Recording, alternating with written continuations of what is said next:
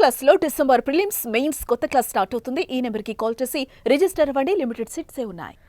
Mahanati cinema ద్వారా తెలుగులో మంచి గుర్తింపు తెచ్చుకున్న హీరోయిన్ కీర్తి సురేష్ పెళ్లి చేసుకుంది. 15 ఏళ్లుగా తన రహస్య స్నేహితుడు యాంటోనీతో కీర్తి సురేష్ ప్రేమలో ఉంది. ఏ విషయాన్ని ఎవరూ కనిపెట్టలేకపోయారు. గత నెలలోనే తన ప్రేమ వ్యవహారాన్ని కీర్తి సురేష్ సోషల్ మీడియా ద్వారా వ్యక్తం చేశారు.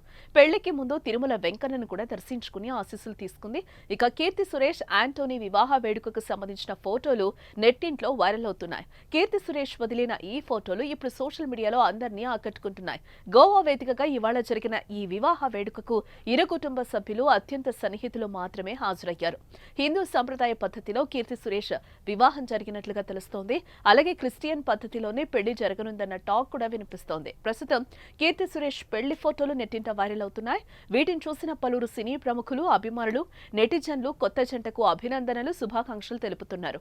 కాగా ఈ ఏడాది దీపావళి రోజున యాంటోనీ తట్టిల్తో తన ప్రేమ విషయాన్ని బయటపెట్టింది కీర్తి.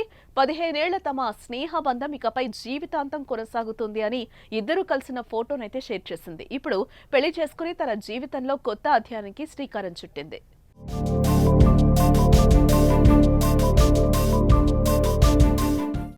ఇక కీర్తి సురేష్ ప్రస్తుతం బేబీ జాన్ మూవీతో ఆడియన్స్ ని పలకరించేందుకు రెడీగా ఉంది. ఈ పెళ్లి పనుల వల్ల ఎక్కువగా ప్రమోషన్స్ కి రావటం లేదు. కీర్తి సురేష్ ఇప్పుడు కొన్ని రోజులు తన సమయాన్నంతా ఫ్యామిలీకి కేటాయించాలని భావిస్తున్నట్లుగా తెలుస్తోంది. అయితే కీర్తి సురేష్ పెళ్లి గురించి, పెళ్లి విశేషాల గురించి అయితే ఎక్కువగా బయటకు రాలేదు. ఇక కీర్తి సురేష్ తెలుగులో ఈ కాలంలో ఎక్కువగా సినిమాలు చేయడం లేదు. దసరా బ్లాక్ బస్టర్ తర్వాత భోళా శంకర్ అంటూ కీర్తి సురేష్ ఖాతాలో డిజాస్టర్ పడింది. రఘుతాత అంటూ మళ్లీ సందడి చేసింది. ఆ తర్వాత కల్కి 2898 ఏడీలో బుజ్జికి వాయిస్ ఓవర్ ఇచ్చి సందడి చేసింది. ఇప్పుడు ఆమె ఫోకస్ ఎక్కువగా బాలీవుడ్ మీద ఉన్నట్లుగా కనిపిస్తుంది. మరి పెళ్లి తర్వాత ఇదే స్పీడ్ కంటిన్యూ చేస్తుందా లేదా స్లో అవుతుందా అన్నది చూడాలి.